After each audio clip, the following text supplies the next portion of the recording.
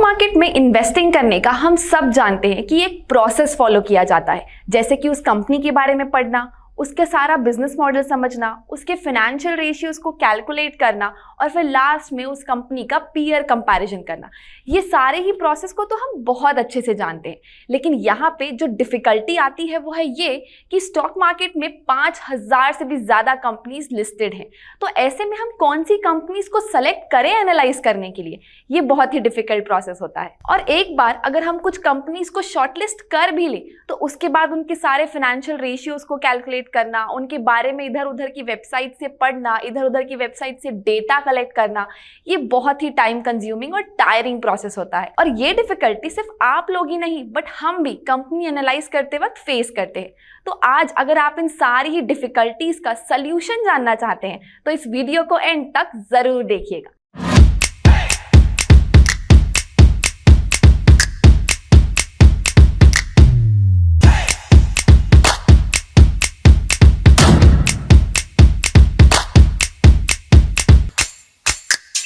Everyone, welcome back to टिकर। मैं हूं कीर्ति और आज हम बात करने वाले हैं एक ऐसे प्रोसेस के बारे में जिससे आप किसी भी कंपनी को सिर्फ एक ही वेबसाइट पे, वो भी कम टाइम में एनालाइज कर सकते हैं। आज से 1-1.5 साल पहले हमने एक स्टॉक एनालिसिस टूल टिकर लॉन्च किया था, जिसके थ्रू आप किसी भी कंपनी का क्वालिटेटिव एंड क्वांटिटेटिव डेटा बड़ी इजीली ही यहाँ से ढूंढ पाते हैं और अपने कंपनी एनालिसिस के प्रोसेस को बहुत ईजी बना पाते हैं।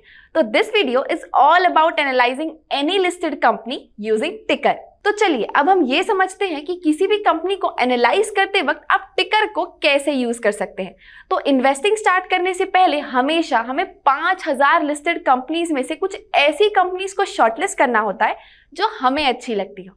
तो टिकर के थ्रू आप किसी भी कंपनीज को शॉर्टलिस्ट करने के 5 तरीके यूटिलाइज कर सकते हैं। अब सबसे पहला तरीका है कि आपको 5000 कंपनीज में से ऐसी कंपनी को फिल्टर आउट करना होगा जो आपको चाहिए, यानी कि आप टिकर के स्क्रीनर फीचर पे जाके ऐसी कंपनीज को सर्च कर सकते हैं जो आपकी रिक्वायरमेंट को फुलफिल करे।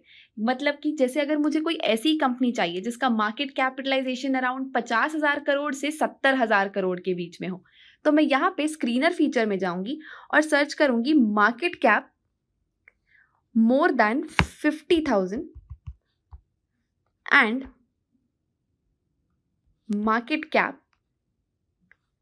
Less than 70,000।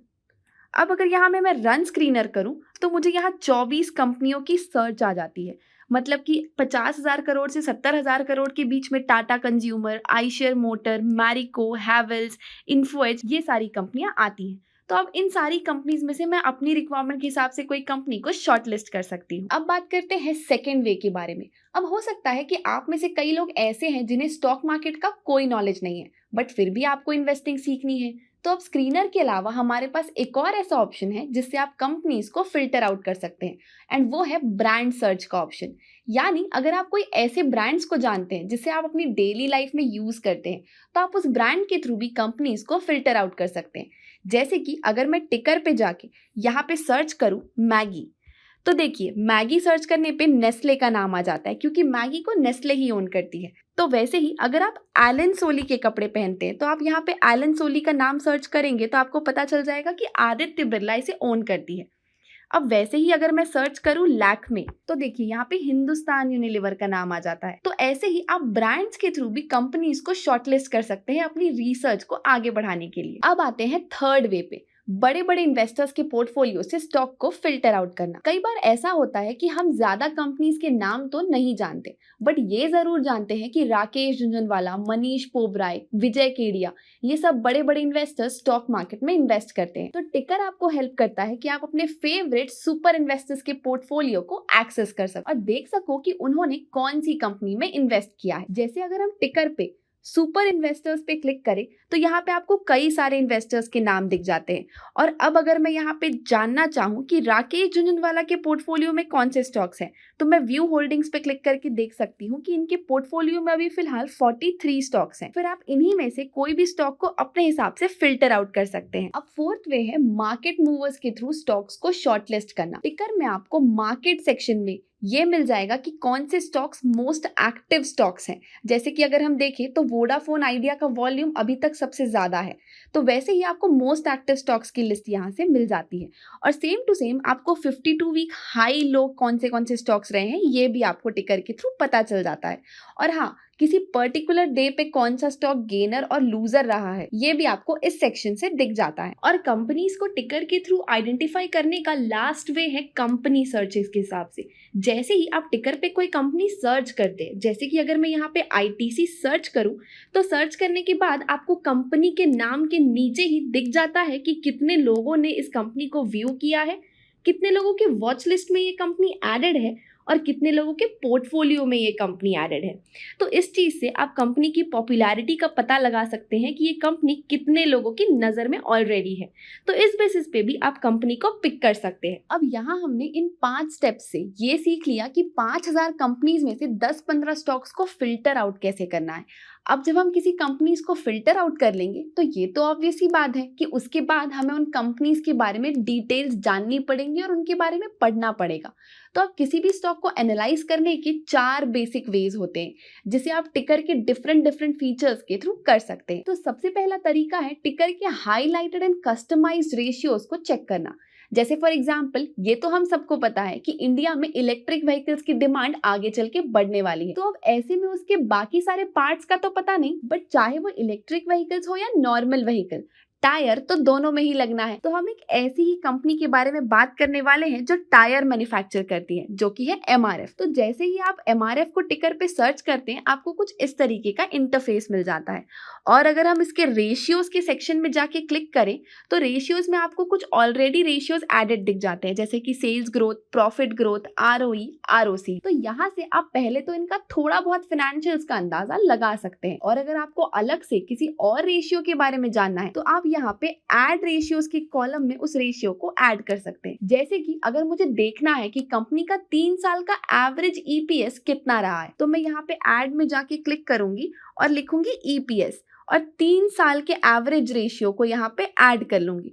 तो मुझे 3 साल का ईपीएस मिल जाता है 2817 रुपीज। ऐसे ही अब और भी बहुत सारे रेशियोज को आप इस ऐड रेशियो के कॉलम से ऐड कर सकते हैं। तो इससे आपका बहुत सारा टाइम बच जाएगा, क्योंकि आपको किसी भी रेशियो को मैन्युअली कैलकुलेट करने की जरूरत ही नहीं पड़ेगी। अब सेकेंड वे है इसके पीयर्स के सेक्शन में देखना कि ये अपने पीयर्स के कंपैरिजन में कैसा परफॉर्म कर रही है। तो अगर हम यहाँ इसके पीयर्स पे क्लिक करें तो यहाँ बहुत सारी और भी कंपनीज ओपन हो जाती है, जैसे कि Apollo tyres, CEAT, JK tyres, Balkrishna industries. और इन सारी ही कंपनीज का हमें current market price, market capitalisation, PB ratio, P ratio, EPS, ROE, ये सब कुछ दिख रहा है। तो यहाँ से हम एक बेसिक आइडिया लगा सकते हैं कि इनमें से कौन सी 2-3 कंपनीज बहुत अच्छी है। तो जब हमें यहाँ से ये पता लग जाएगा कि कौन सी 2-3 कंपनीज हमें अच्छी लग रही है, तो हम जाएंगे इनके डिटेल्ड पीयर कंपैरिजन पे। डिटेल्ड पीयर कंपैरिजन के लिए हम यहाँ जाएंगे और ऐड टू कंपेयर पे अगर हम क्लिक करते हैं तो यहाँ पे ऑलरेडी एमआरएफ का सारा ही डेटा हमें अवेलेबल है। अब अगर हमें एमआरएफ को अपोलो से कंपेयर करना है तो हम यहाँ पे लिखेंगे अपोलो। तो अपोलो टायर्स को हम यहाँ ऐड कर लेंगे। अब अगर हम चाहते हैं इसे सीएट के साथ भी कंपेयर करना तो हम यहाँ पे सीएट को भी ऐड कर लेंगे। जैसे ही हम सीएट को ऐड करते हैं हमें एमआरएफ, अपोलो एंड सीएट, ये तीनों के ही सारे ही फाइनेंशियल रेशियोज, सारे ही चीजें, सारी ही फाइनेंशियल डिटेल्स यहाँ पे डिटेल में दिख जाती है। अब है थर्ड वे। तो पीयर कंपैरिजन से हमें इन तीनों में से एक कंपनी को चूज करने में बहुत आसानी हो जाएगी। और जैसे ही हम एक कंपनी को चूज कर लेते हैं तो अब बारी आती है थोड़ी क्वालिटेटिव इंफॉर्मेशन देखने की। अभी तक तो हम सिर्फ फाइनेंशियल डेटा ही देख रहे थे। अब मान लेते हैं कि पीयर कंपैरिजन के बाद मुझे अपोलो टायर्स सबसे बेस्ट कंपनी लग रही है, तो मैं अब टिकर पे जाके अपोलो टायर्स को ओपन करूंगी। लेकिन अपोलो टायर्स में इन्वेस्ट करने से पहले मुझे सारी ही अपोलो की क्वालिटेटिव इंफॉर्मेशन पे जानना होगा, जैसे कि उसकी annual reports, investor presentation, credit rating reports, con calls, ये सारी ही डिटेल्स। और टिकर पे किसी भी कंपनी की एनुअल रिपोर्ट, इन्वेस्टर प्रेजेंटेशंस, ये सब कुछ आपको डॉक सेक्शन में मिल जाती है। जैसा कि आप देख सकते हैं कि एनुअल रिपोर्ट्स में आपको पिछले 4-5 साल की एनुअल रिपोर्ट्स मिल जाएंगी। कंपनी प्रेजेंटेशन में सारे ही कॉन कॉल्स, इन्वेस्टर प्रेजेंटेशन, ये सब कुछ मिल जाएगा। वहीं रेटिंग एंड रिसर्च रिपोर्ट में क्रेडिट रेटिंग रिपोर्ट्स एंड अलग अलग कंपनीज के थ्रू बनाई गई रिसर्च रिपोर्ट मिल जाएगी, और इन सबको रीड आउट करके आप कंपनी का मेन बिजनेस मॉडल और उसकी क्रेडिबिलिटी समझ सकते हैं। उसके अलावा एक और चीज जो क्वालिटेटिव एनालिसिस में बहुत इंपॉर्टेंट है वो है मैनेजमेंट एनालिसिस। तो इसकी कुछ इन्फॉर्मेशन तो आपको एनुअल रिपोर्ट से ही मिल जाती है। वही उसके अलावा आपको टिकर पे भी शेयर होल्डिंग पे क्लिक करके कुछ थोड़ा बहुत शेयर होल्डिंग का पैटर्न पता चल जाता है, जैसे कि प्रमोटर होल्डिंग कितनी है, FII और DII एंड पब्लिक होल्डिंग कितनी है, एंड प्रमोटर्स और प्रमोटर होल्डिंग में कितने शेयर्स उनके प्लेज्ड हैं, और तो और कंपनी ने आज तक कितने कॉर्पोरेट एक्शंस लिए हैं वो भी आपको पता चल जाता है।